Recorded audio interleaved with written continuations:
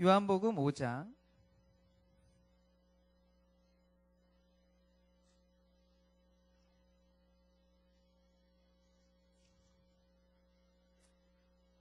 24절부터 29절입니다. 요한복음 5장 24절부터 29절 교독하겠습니다.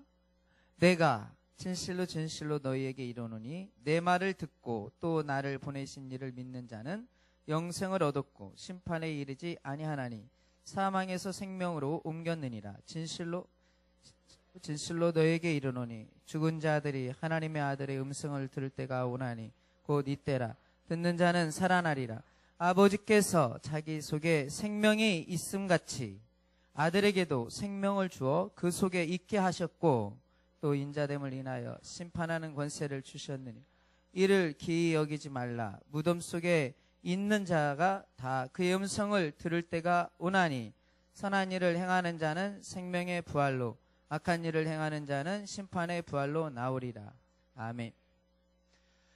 오늘 우리 친구들이 들어오면서 이렇게 나름대로 서명을 좀 하셨죠? 예. 찬성하시는 분은 안 하셔도 이거 됩니다. 동성애 연애를 찬성하시고 또 신앙적으로 맞다 생각하시면 안 하셔도 되는데 이거는 옳지 않은 일이다. 또 하나님 보시기에 합당한 일이 아니다라고 신앙에 어떤 결단이 있는 친구들은 하시면 좋겠습니다. 왜냐하면 이건 우리 교회가 이렇게 자발적으로 하는 것도 있지만 뭐냐면 이제 우리 교회가 좀 어렵잖아요.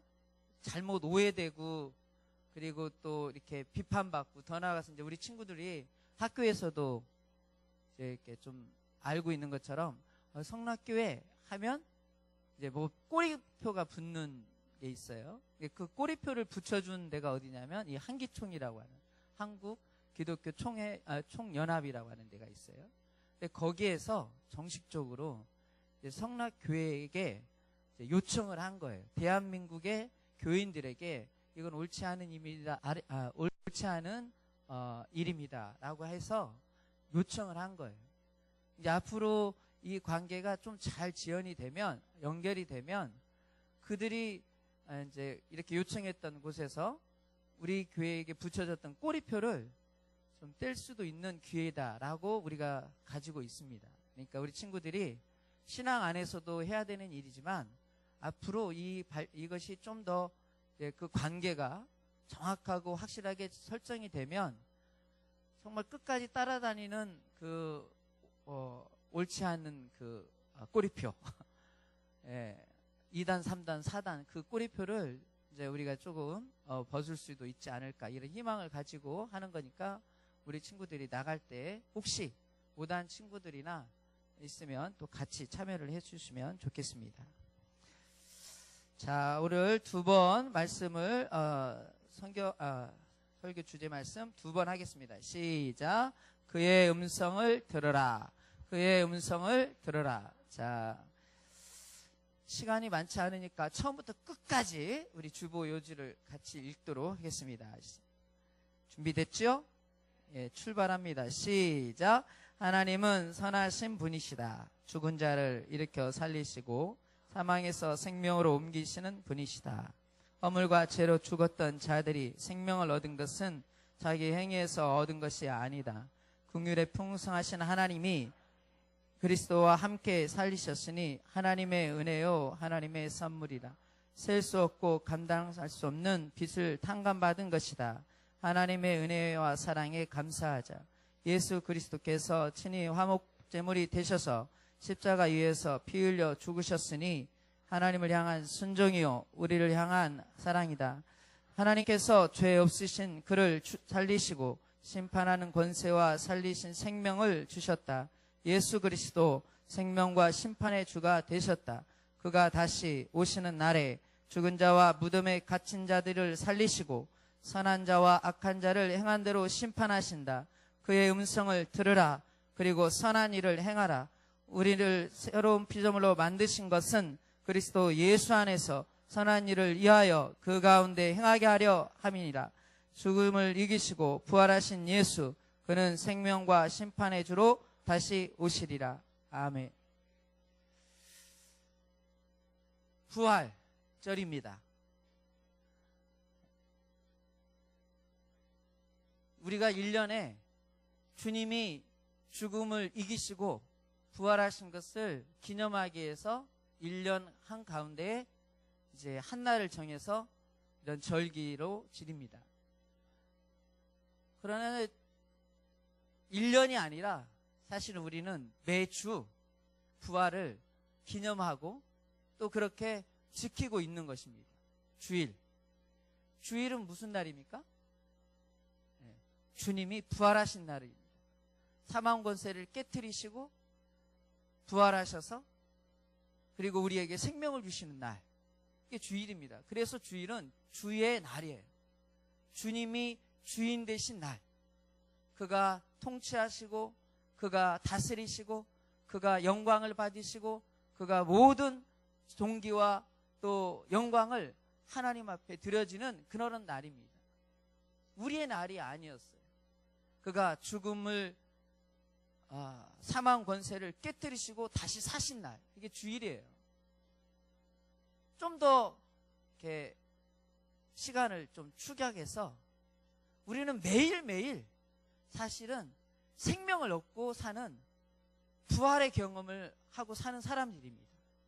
어제 저녁에 이 세상을 떠난 수많은 사람들이 있다 없다 예, 있습니다. 여러분 주변에는 없지만 제가 알고 있는 지금 예배당에서도 오늘 발인하고 있는 발인 예배, 그러니까 화장장에서 육체를 다 화장하고 이제 선산이나 아니면 바다에 그 육체의 유골을 뿌리고 있는 사람도 있습니다. 우리는 매일매일 어떻게 보면 부활을 기념하고 부활을 몸으로 체험하고 살아가는 사람입니다. 할렐루야. 그걸 우리가 인정을 해야 우리의 삶이 늘 감사가 있고 우리의 삶이 늘 깨어있을 수 있는 거예요. 그걸 이제 느끼지 못하니까 하나님이 빨간 날 딱 주를 정하셔서 야, 이날만이라도 부활의 기쁨을 누리고 너의 육체는 평안을 쉬고 그리고 이 모든 영광을 하나님께 돌리는 그 날로 주일을 준 거예요. 우리 모두가 그런 기쁨을 가지시기를 바랍니다. 너무 눈이 부셔. 네. 부활, 무엇이 생각납니까? 네? 계란, 그렇죠? 누구나 아마 그리 생각을 할 것 같아요. 부활하면 계란. 근데 부활이 있기 전에 뭐가 있어야 되죠? 어떤 상태에 있는 겁니까? 죽음이라고 하는 게 있는 거죠. 죽지 아니하고 다시 사는 거는 없을 거예요. 그러니까 부활의 기쁨을 참으로 만끽하려면 여러분들이 죽으셔야 됩니다. 여러분들이 죽기 전에 고통도 당해보셔야 됩니다. 죽음이라는 게 이런 거구나. 고통이라는 게 이런 거구나. 아픔이라는 게 이런 거구나. 그래서 우리 친구들 중에는 죽다가 살아난 사람, 그런 경험을 한 친구도 있다 없다? 혹시 있으신 분? 나 정말 죽는 줄 알았어. 이렇게 죽는가 보구나. 그리고 그 경험을 하고 제2의 인생을 살아가는 사람들이 있죠. 나는 앞으로의 삶은 새로운 삶, 새의 생명을 얻은 삶이다 생각해서 이전과 이후의 삶이 완전히 바뀌어진 삶을 삽니다. 이전까지는 자기의 유익과 자기만을 위한 삶이었다면 이후에는 내가 보지 못했고 내가 함께하지 못했던 그 상대를 보고 가족을 보고 이웃을 보고 또 연약하고 또 힘들었던 이웃들을 보게 되는 거죠. 우리에게도 부활의 참된 기쁨과 평안을 누리려면 여러분들이 먼저는 육체의 또 영혼의 그 올무, 해결할 수 없고 또 여러분들이 감당할 수 없는 그 아픔을 여러분들이 얼마만큼 느끼느냐에 따라서 주님이 부활이 얼마나 힘이 있고 부활의 그 능력이 얼마나 위대한가를 알 수 있는 거예요. 마치 그냥 거저 구원이라고 하는 것도 하나님이 주신 은혜요 선물이라 하기 때문에 가치와 그의 무게, 그 귀중함이 사실은 너무 없어지는 거죠. 여러분과 제가 부활의 그 기쁨을 만끽하실 때에는 여러분들이 일주일 동안 얼마나 예수 그리스도께서 내 죄, 내가 감당할 수 없었던 이 죄, 내가 이렇게 아프고 고통스럽고 정말 힘들었던 이 아픔을 그가 친히 감당하셨구나라는 그 느낌을 여러분들이 가지셔야 돼요. 그럴 때 그런 기쁨이 있는 거죠. 그래서 고난주간이라고 하는 그 기간을 갖는 거예요. 실질적으로. 한 주 동안 여러분들이 고난주간을 가졌던 사람들이 있을 거예요. 근데 부활이라고 하는 것이 얼마나 위대한지를 제가 지금부터 얘기하겠습니다. 왜 우리가 예수 그리스도와 함께 연합하여서 부활해야 되는지, 생명의 부활로 나가야 되는지, 그 부활의 그 하나님이 주시는 그 부활의 능력을 여러분들이 들으셔야 돼요. 또 깨달으셔야 돼요. 보세요. 예수 믿는 사람들도 부활합니다. 2번, 믿지 아니하는 사람도 부활합니다. 맞아요, 틀려요? 의견들이 분분하죠? 다시 사는 것이 부활이라고만 여러분들이 생각하기 때문에 예수 믿지 아니하는 사람도 부활한다는 것에 대해서 인정을 안 하는 거죠. 중요한 거는 다시 사는 것은 누구나 다 삽니다. 다시 부활을 해요. 그런데 그 부활이 예수 그리스도와 함께 연합하여서 생명의 길로 가는 부활인지, 아니면 예수 그리스도와 영원한 이별을 하는 이제 영영 빠이빠이 해야 되는 이별의 부활인지, 그게 나눠질 뿐입니다. 예수 그리스도께서 이 땅에 오셔서 부활하셨을 때 이전에는 그가 어떤 상태였느냐면 사람들에게 조롱을 당했습니다. 부끄러움을 당하고 멸시를 당하고 천대를 당했습니다. 모든 피조물들이 그의 이름 앞에 굴복하거나 경배하거나 그를 환영하거나 영접지 아니했습니다. 그를 알고 깨닫던 믿었던 존재들만 살아있을 때 믿기도 하고 환영하기도 하고 따라갔어요. 그러나 대부분의 모든 사람들은 그를 십자가에 못 박는 존재로 여겼던 거예요. 그동안에 하나님은 무엇을 하실까? 하나님은 뭐하고 계셨어요? 잠잠하셨어요. 그가 고통당할 때에도 십자가에 못 박혀 죽으실 때까지도 그는 하나님의 아들 예수 그리스도께서 잠잠히 지켜보고 계셨어요. 천사들을 동원하거나 능력을 발휘해가지고 그를 돕거나 그에게 경배하게 하거나 그를 영화롭게 하거나 그에게 하늘의 모든 권세를 다 주지 않으셨어요. 오해하지 말고 들으세요. 실제적으로 죽음이 있고 난 이후에 그가 십자가에 못 박혀 죽으시는 그 순간까지도 하나님 뭐 하셨어요? 네, 잠잠하셨어요. 가슴을 치며 통곡하며 당신의 아들이 십자가에 못 박혀 죽는 그 순간에 눈물을 흘리며 정말 하나님의 그 애달픈 심정으로 그 순간을 지켜보고 계신 거예요. 외면하거나 버리지 아니하셨지만 그래도 그 아픔을 참고 견디셨던 거예요.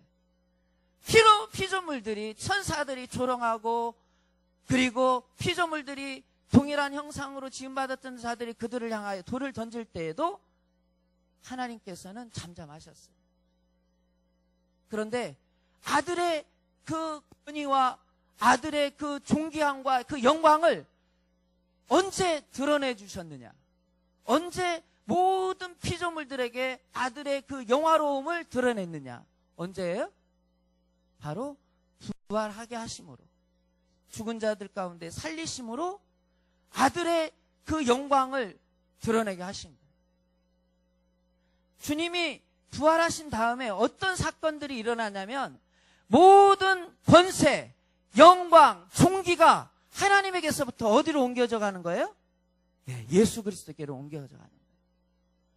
모든 만물이 누구의 통치를 받느냐, 누구의 지배를 받느냐, 누구에게 영광을 돌리느냐?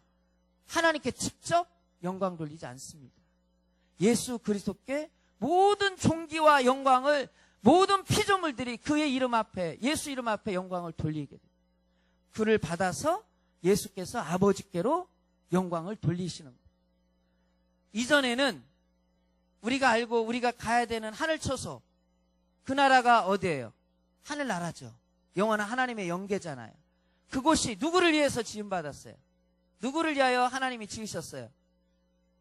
크게 얘기하세요. 잠잠하지 말고. 누구를 위해서 지으셨어요? 아들을 위해서 지으셨잖아요. 근데 아들이 그 하늘나라에 언제 들어가셨어요? 부활하시고 들어가셨잖아요. 부활하신 그 영광의 몸을 회복하시고 딱 들어갔을 때 하나님께서 그에게 그 나라를 통치하시고 다스리시고 지배하시도록 모든 존귀와 영광이 그에게 집중되도록 하셨다 이거예요. 높이셨다 이거예요. 부활은 예수에게, 하나님에게 어마어마하고 마치 권력이 이양되듯 그러한 놀라운 역사가 일어나는 순간이에요. 그런데 중요한 것은 그 영광의 주인이 다시 오신다라는 거죠. 하나님께서 직접 심판하시고 하나님께서 직접 이 땅을 마무리하시는 것이 아니라 누가 하셔요? 이제 예수 그리스도께서 심판주로 오신다. 하나님이 심판하시고 하나님이 멸하시는 게 아니라 심판하는 권세를 가지시고 그날에 직접 심판주로 오신다. 다시 오시리라. 그때 너희가 죽은 자도 무덤에 있는 자도 내 음성을 듣고 나와 연합하여 오는 자는 영원한 생명의 부활로 가지만 그때 내 음성을 듣지 아니하고 나와 연합하지 아니한 자는 영원한 나라로 들어간다 이거죠. 그날이 우리에게 가까이 오고 있다 이거죠. 예수 그리스도께 연합되어지는 것은 예수님이 그런 존귀와 영광을 얻으신 것처럼 우리 친구들도 나도 똑같은 존귀와 영광을 그와 함께 누리는 거예요. 하나님의 나라, 예수의 나라, 아들의 나라고 했던 그 나라에서 예수와 함께 여러분들이 예수의 그 권세와 그 영광과 그 능력을 함께 누릴 수 있도록. 그래서 어떤 이는 12 제자와 12지파인 24 장로들이 예수 그리스도의 주변에 그 보좌 우편에 배치해서 함께 영광을 누리고, 어떤 이에는 조금 더 가까이, 어떤 이에는 좀 더 멀리, 어떤 이에는 성 바깥까지 그의 나라에 들어간다. 여러분들이 부활의 소망을 갖고 힘있게 달려가는 이유가 뭐예요? 그 나라에 들어가되 예수와 함께 그 존귀와 영광, 그 능력을 함께 통치할 수 있는 능력을 얻게 합니다. 그거는 욕심이 아닙니다. 그것에 대한 소망이 없고 그것에 대한 꿈이 없다면 우리 신앙생활은 잘못하고 올 수 있는 거예요. 욕심을 가지세요. 꿈을 가지세요. 무슨 꿈을 가지세요? 하늘나라의 부활에 대한 소망을 가지시되 예수 그리스도와 함께 동일한 영광과 동일한 기쁨과 동일한 권세와 능력을 함께 누리고자 원하는 예수 그리스도의 지체가 되고 예수 그리스도의 동역자가 되시기를 예수 이름으로 부탁을 드립니다. 할렐루야. 부활의 기쁨을 마음껏 누리시고 여러분 모두가 이제는 예수 그리스도의 영광, 그 이름을 여러분들에게 주셨듯이 이제 여러분들이 그 이름을 사용할 때마다 하나님의 영광이 드러나는 거예요. 모두가 주의 음성 듣고 크신 역사 이루시기를 예수 이름으로 축원합니다. 죄송해요. 일방적으로 막 여러분들한테 해가지고 혹시 마음속에 결단하신 친구들은 이 시간 예수 이름 한번 부르고 큰 사랑에 기도하시고, 아직도 헤매고 있는 친구들은 옆에 있는 친구한테 서로 한번 물어보시고, 이게 도대체 무슨 말이야? 그렇게 나누시면 되겠습니다. 이 시간 예수 이름 한번 부르고, 하나님 아버지, 부활의 소망이, 부활의 능력이, 부활의 권세가 예수 그리스도와 함께 내 영혼에도 누리게 하여 주시고 그 나라를 소망하며 달려갈 수 있도록 하나님 도와 주시옵소서. 우리 예수 이름 한 번으로 통성으로 기도하겠습니다.